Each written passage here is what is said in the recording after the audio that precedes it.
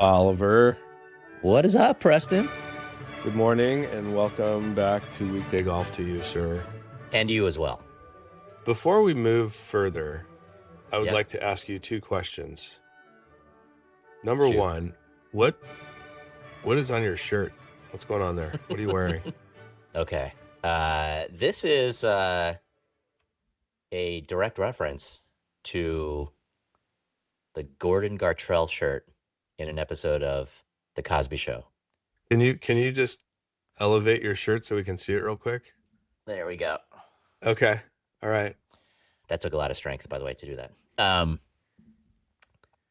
This is a classic episode. I can't believe you don't know it. So I think it was season 1 of The Cosby Show. Theo is trying to impress a girl. His older As sister, Theo Denise. is wont to do. Correct. Older sister, Denise, aspiring fashion designer, says, don't buy that expensive shirt. I can make you one just like it. Oh, I And kind of she remember does. this. And it's a total disaster. Yeah. And his famous line is like, hey, if you tuck in the shirt more, you won't notice, blah, blah, blah. He's like, it's tucked down to my knees. And so That's hilarious. classic, Gordon Gartrell. Okay, good. If you say it must be true. I believe you. Rest in peace, Malcolm Jamal Warner. Second question, what did you do this morning? I had a good assisted stretch from the fine folks at Stretch Lab. Shout out. Stretch Lab. Shout out Anjani. Awesome. Let's get them to sponsor the show. I think they should. Do you feel All right. as though this routine that you've been in has benefited your golf game? Hard to say. I can't imagine it doesn't help. I think the biggest thing it does for me is it keeps stretching top of mind, right? So like, I don't think a once a week stretch per se, just by itself, materially changes my golf conditioning. But just like going to any kind of personal trainer, it's for the habit and it's for the accountability, and it doesn't fall off if I do it. And if I'm doing it well and correctly, I'm doing it on my own more frequently, and that definitely translates to the golf game. Okay. I will say, shout out Nicole Magic McGurr.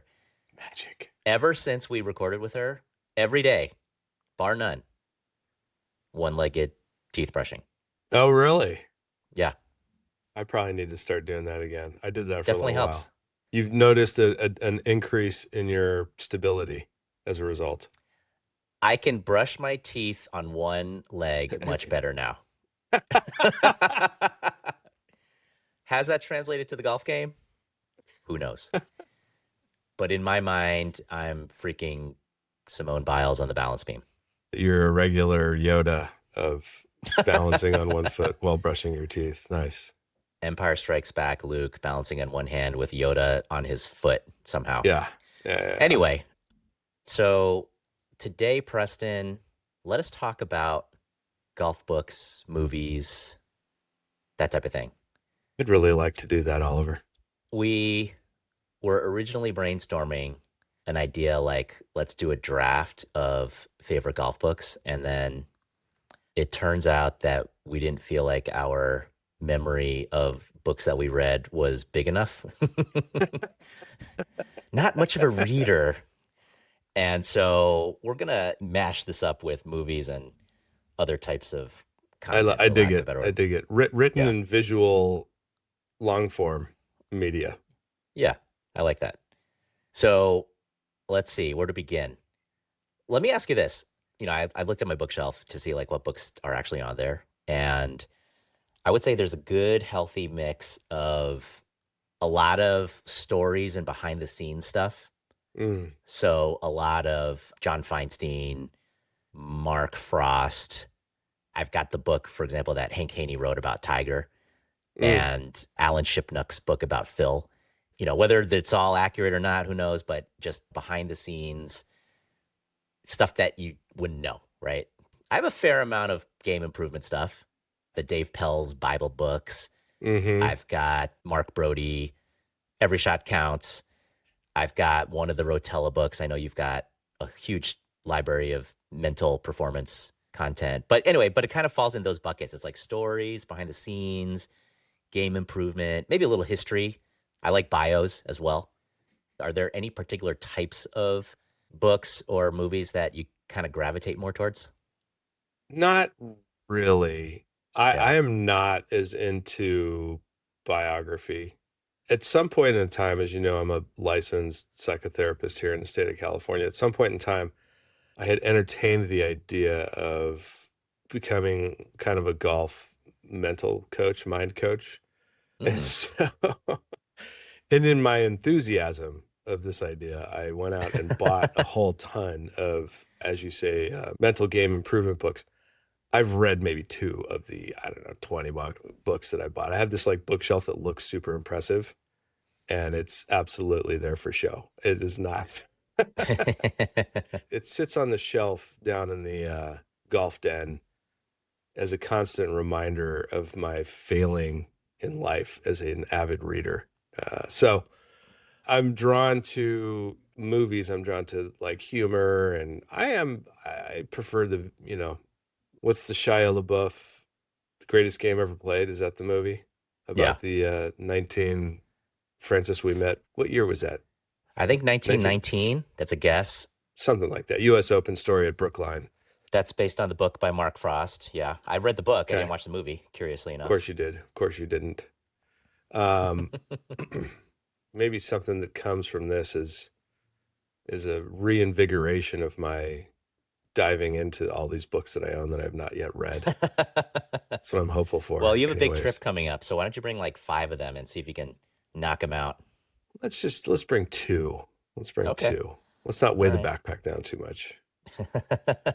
Do you like to read other stuff? It just happens to be that golf is like less of a thing, or are I you like to just read fiction. I got to be honest. It's a dearth in my life right now. I need to crack a. I was just telling this to my wife the other day. I was like, I need to crack a book, man. It's gotten bad. It's gotten bad. yeah. Phone has not been good for me. Okay. Well, let me just ask you. You tend to gravitate towards the humor. You may lead the way. What is one book or movie that has really resonated with you? Well, yeah. I mean, can you really talk about golf movies without naming Caddyshack first? It's this seminal, movie of golf humor, and Yeah. easily the most quoted movie of the golf world in my anecdotal experience. I'm trying to remember the first time I saw it. I must have been a teenager. I want to say 1980 is when it came out. Sounds about right. It was sort of peak Chevy Chase. So that's kind of the obvious, right? Everybody's seen that. If you're listening to this and you haven't seen Caddyshack, you probably should, just so that you have the cultural reference points of the world of golf that likes to quote the movie so frequently. Hands down, my favorite golf movie. The the universe of golf movies is pretty slim in my mind, but that is the one. And I think you nailed it with the time in your life, right? Yeah. So let's say I watched it for the first time when I was just getting into golf, like 11, 12 years old. So the humor is You watched it when pretty, you were 11 or 12? I think so. And Oh, like, come on, because it'd Dad. been What do out you, for, but like you it's not really 11 or 12-year-old humor. maybe it was the TV version that I saw, but like Okay, all, gotta all hope all I so. know is it's pretty advanced humor for someone that It, young. So yeah. part of the draw is that you feel like you're watching HBO late at night when your parents are asleep, Yeah. kind of thing, Yeah, yeah, right? yeah, for sure. And Yeah. part of it is like there's references that I probably didn't understand at that age. I definitely didn't understand at Yes. that age. Yes. I would hope not. The quotability, I mean, it's one of the most quotable movies, period. Definitely Right. golf movies, but just the lines and the rewatchability is big. And Yep. I feel like it doesn't have the same level of weight in the consciousness of young golfers today. Totally. But 100%. like, like a Happy Gilmore, there's usually like what's your favorite? Are you a Happy Gilmore guy or a Caddyshack? Like Happy Gilmore is funny, but like, I don't know. Like I don't put it in the same category at all. And what about for you? What's besides those two, a book or a movie that really resonated with you? Stuck. So my favorite golf book, I think, is The Match. Most people say that, and I have yet to read it, and I look Oh, forward to reading it. the author is Mark Frost, so he wrote The Greatest Game Ever Played and a whole bunch of other books. Good writing. It is about a very cool moment in time for golf when golf was kind of cool in a 60s kind of way, right? Okay. Where, you know, People are the sucking darts on the fairway, that kind of thing. yeah, and like the match is about an actual match between two high-level amateurs and two pros, and the story kind of weaves back and forth between the actual match, like the first hole, and then going back into the backstory of the people involved, and you get into Oh, like the history of like the AT&T, which was, previously whatever, like the Bing clam bake or Crosby. whatever it was. Yeah, and Yeah. like the story, if rumors are to be believed, is that the match as the day went on was getting so much buzz that the crowds would just get bigger and bigger and bigger and bigger through the day, right? And like Mm. people are like, oh, this match is happening, and it's yeah, like again, it's back in the day when like Bing Crosby and that whole era, that Rat Pack era, and golf, where like actually you could talk about those in the same breath. It was Mm. before golf Mm-hmm. was perceived as being like a fuddy duddy sport, and Mm-hmm. it's just really well written. It's not that long, very rereadable, and I just love the stories behind it. The match sounded really exciting, shot by shot, birdie over another birdie. The backstories of the people like Ken Venturi, who was one of the amateurs. And for a while, it was one of my favorite gifts to give people, especially Mm. golf related. So if like someone did me a favor or something, I would often give that book as a gift. And so bring that with you on your vacation. Make that one of your two books. I will. Please loan me a copy.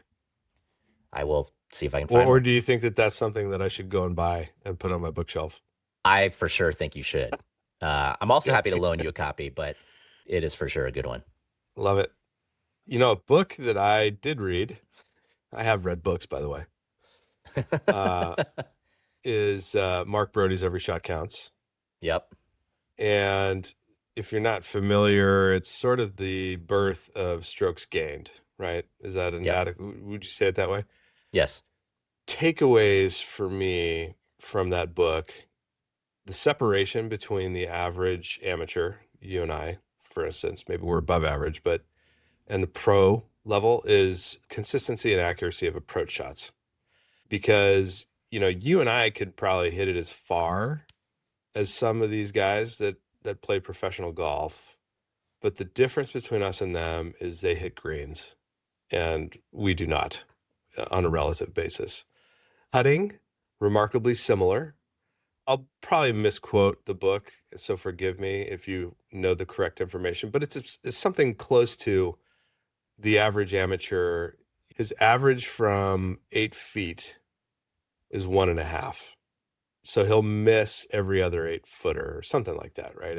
And then for the pros, it's that 1.5 mark comes at 10 feet. It's kind of close. And then, I might be able to hit the ball from time to time over 300 yards. And, maybe it ends up in the rough, maybe it ends up in the fairway, but really it's more of a function of how far can you advance it off the tee that really changes your score ultimately. Because if you can advance it far enough, whether it's in the fairway or whether it's in the rough, your chances of being up near a par four green and two are significantly greater if you've hit it further. Those are kind of the two big takeaways that I got from that book. Does that match your memory? Probably the biggest one for me was just the idea of strokes gained. So back in the day, people would just count their number of putts hit. Like whether you hit the green in 2 or 3 or 4, it doesn't matter. You're counting all putts are the same. Hmm. And therefore you're comparing a 30 footer when you hit the green in regulation versus a 4 footer when you chipped on. And are all putts equal from that perspective? He was the first person, I think, to introduce the fact that that's not actually the case. And the way you should really measure it is by comparing that same putt with people in your handicap range. Hmm. And so you can see with the help of all this data how you compare. And are you, on a relative basis, are you better? Did you gain strokes from this part of your game? Or are you worse? Did you lose strokes from this part of your game? The other big thing that I think is interesting is yes, they hit the greens with much more regularity than we do, but their proximity to the hole is not as close as the highlights from a golf tournament would lead you to think, right? Right. And so 100%. Yeah. so like if you have a 130-yard shot and you hit it to 40 feet in your head, you might be thinking, oh, that's so bad. That was such a short shot. But guess what? That's actually close to like the Tour Pros average from that range. Right. So Right. like manage your expectations. Right. So yeah, that was really seminal. But I'm curious as to your interest in it because it's like pretty hardcore game improvement stuff. And like that's not what I would have pegged you as more naturally gravitating towards. So I'm just curious, like what about it was so Well, I'm here to surprise you from time to time, let's partner. do it. And I don't really think of that as game improvement. I think of that as statistical lens. I think of game improvement as like swing mechanics. I'm not thinking of like strokes gained. Yeah. Number one, it was a bit of a confirmation bias for me where it said, yes, continue to try to hit the ball far off the tee. So I Okay. kind of liked that. Okay. And then it kind of made sense to me, like the putting thing. I'm like, I get on the green. I'm a decent putter, right? Like, but it definitely shined a light on the fact that I need to do a better job with mid irons and wedges when I'm hitting them into greens. Okay.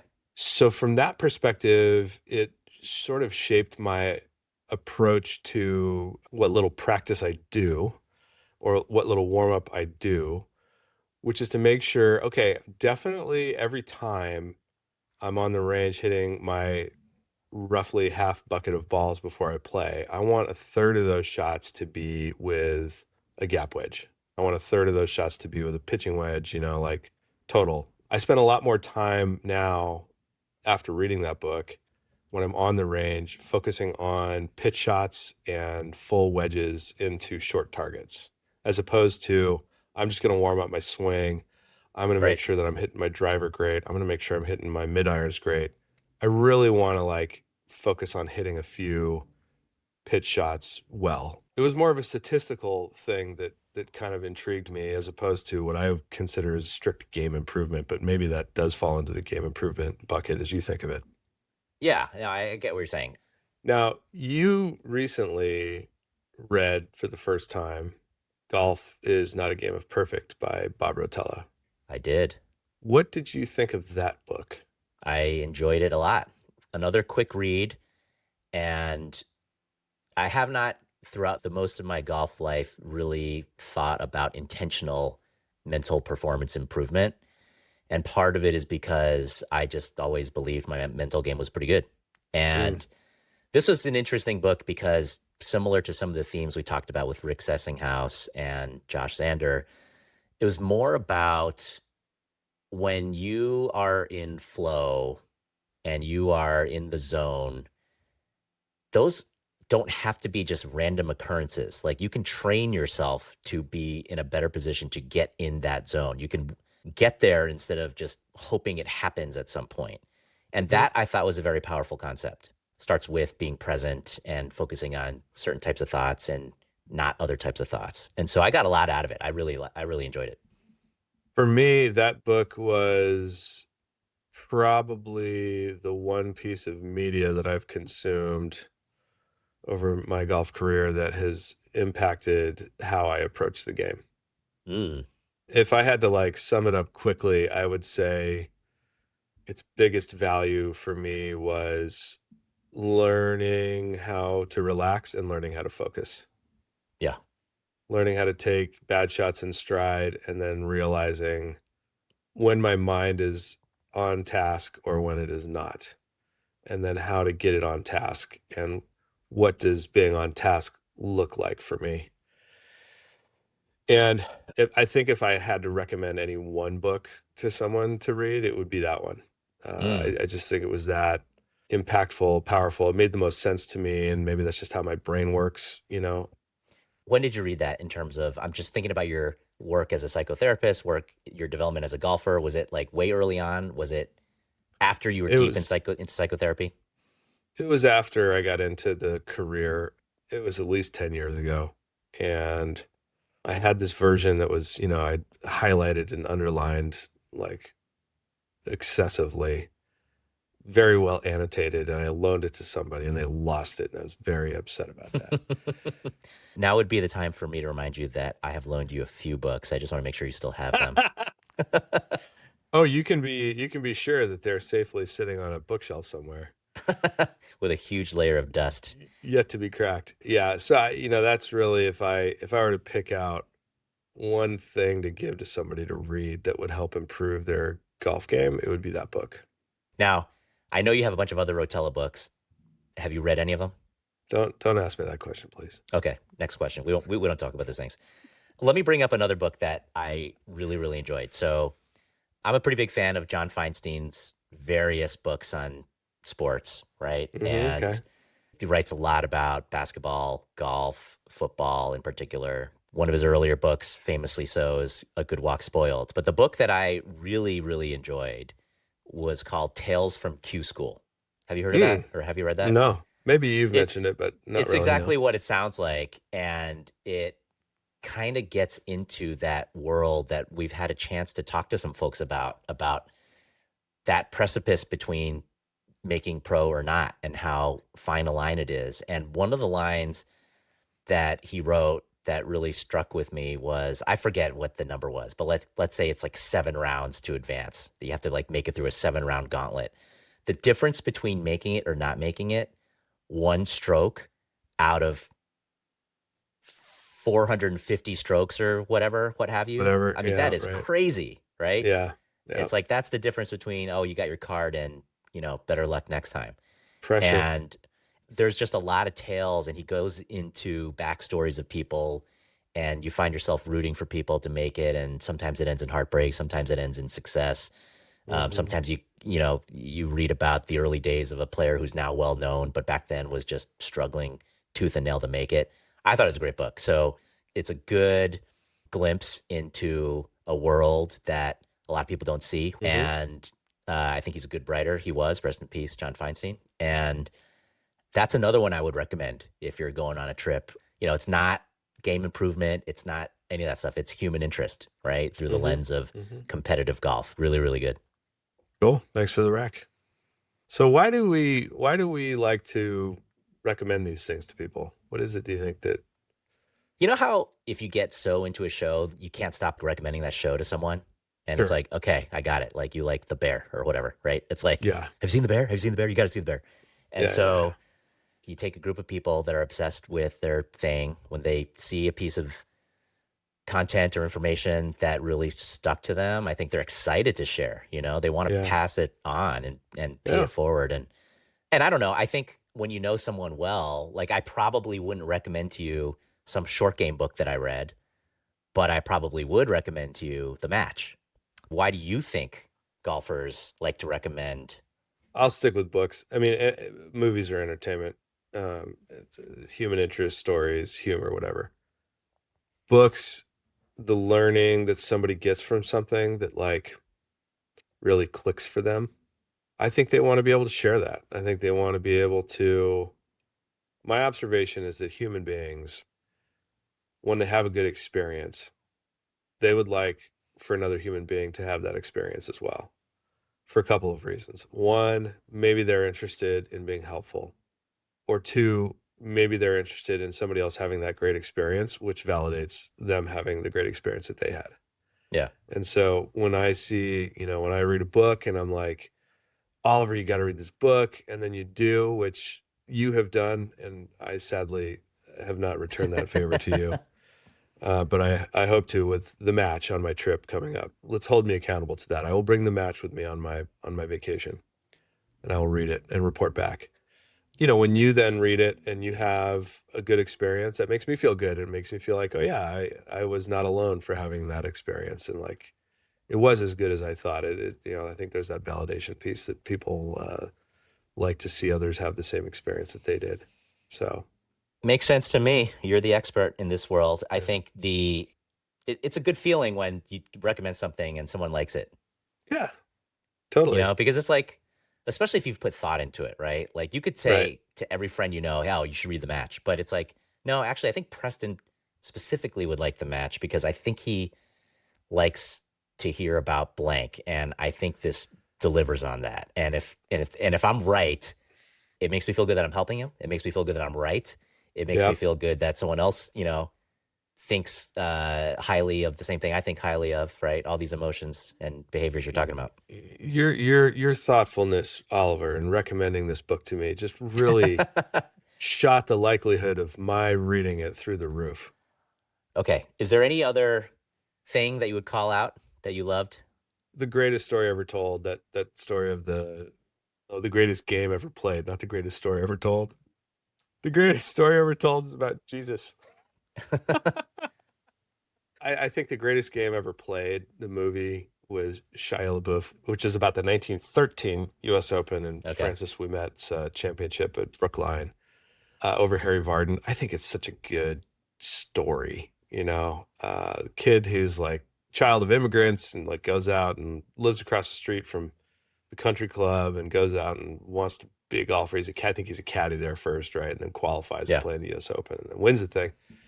His little caddy, Eddie Lowry, who skipped school to caddy for the guy. I mean, it's a great story. And I don't know. That's the only other thing I'd really mention in the same breath as the things that we've talked about. So the thing that I sometimes can't get past in a golf movie is how unrealistic the actual golf is. Yeah, it's, you have to suspend your disbelief a little bit, or my friend. Yeah. It's dramatized. Legend of Bagger Vance wasn't a bad one too. Another famously bad golf swing. Another famously bad golf swing. Yeah, not quite as bad as Rodney Dangerfield's golf swing in Caddyshack, but bad. D'Annunzio's swing. D'Annunzio's swing is great character, terrible swing. Yeah. Should we do a little lightning round? I wish we would. No explanations. Okay. Or one sentence explanation at most. Okay. Desert Island. Great. One golf book, one golf movie for the rest of your life. Golf is Not a Game of Perfect by Bob Rotella, and The Greatest Game Ever Played. You. I would go with the Tiger biography by Armin Katayan, which I think is just called Tiger. And I got to go Caddyshack. Easy, simple answer. I think we all saw that coming. Yeah. All right. Somebody just got into golf. What's the first piece of quote unquote media you would give them? Okay. I would give them like a 10-minute highlight clip of Tiger Woods. Make golf seem super cool. See like superhuman shots, get them pumped up about how exciting it could be. You? I got it. I would give them the coverage of a Sunday at the Masters. That's good. And you'd pick a good Sunday, whatever year you'd want to pick, but it would be like any year, drama-filled, and pretty much any year, but drama-filled, coming down to the last kind of thing. That's a good one. I like that. What's the most influential book, movie, whatever, that changed the way you think about golf the most? I think I've already said it. Again, it's Golf is Not a Game of Perfect by Bob Rotella. You? Changed the way I thought about golf. I would probably go with Every Shot Counts. Okay. That's reasonable. Most rewatchable, rereadable. Non-Caddyshack answer. I'll go Golf is Not a Game of Perfect. Okay. Very rereadable. I'm going to say Caddyshack. All right. The best Caddyshack character, and why is it Judge Smales? It's Judge Smales. 100%, hands down. No doubt. Best lines, most animated responses and reactions to things. We're waiting. Most GIFs available. It's definitely Judge Smales. And I'll turn that question back to you. What is the best Caddyshack character, and why is it Judge Smales? You'll have nothing and like it. Storming off after being told about, you get a free bowl of soup with that hat.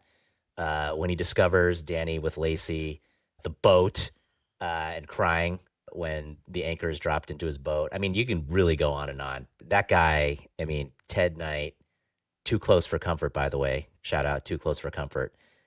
That guy's a legend. He makes the movie. Yep, 100%. Who could ever forget his ode on the christening of giving the quarter as the tip? Yeah. So good. You want a Fresca? The world needs ditch diggers too, Danny. It just goes on and on. All right. So looking forward, we need to read more. B, better golf movies need to be made? Well, I guess the only other question is there a topic or something that you kind of wish existed that, besides this podcast, of course, that you wish was out there? I think it would be pretty cool to see a full-length documentary feature on the Ryder Cup. Maybe one exists. I'm sure there's been multiple Golf Channel segments, NBC storyline segments kind of things on the Ryder Cup, but I think that's probably the most captivating event in golf, and I don't know that a very good story has been told about it yet. I would like to see that. You? I don't know. I'd love to see something that is a little more mainstream that shows golf in just like a very cool, positive light. I would love to see like Full Swing, but like even deeper, like Tiger's involved. You go, you spend a long time at some of these events. I recently watched that show on Apple TV, Stick. I don't know if you've seen that with Owen Wilson. I haven't, but I've been told I should. It's fine. It's good. I enjoy it. The golf, again, even though they get people like Jim Nantz and some pros to make cameos, and they have body doubles, which with CGI today makes everyone looks pretty realistic in opposition to Bagger Vance. But like, if they're better high quality shows that really show that life somehow in a more realistic way, I would totally dig that.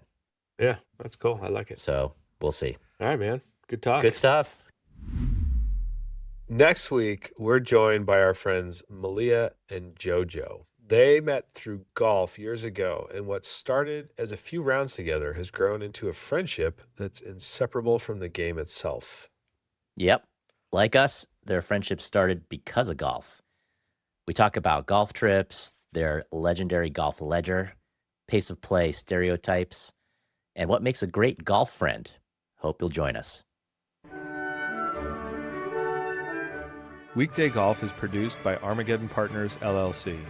You can follow us on Instagram, Facebook, YouTube, and Twitter/X. Let us know what you want to hear about at weekdaygolfpodcast@gmail.com.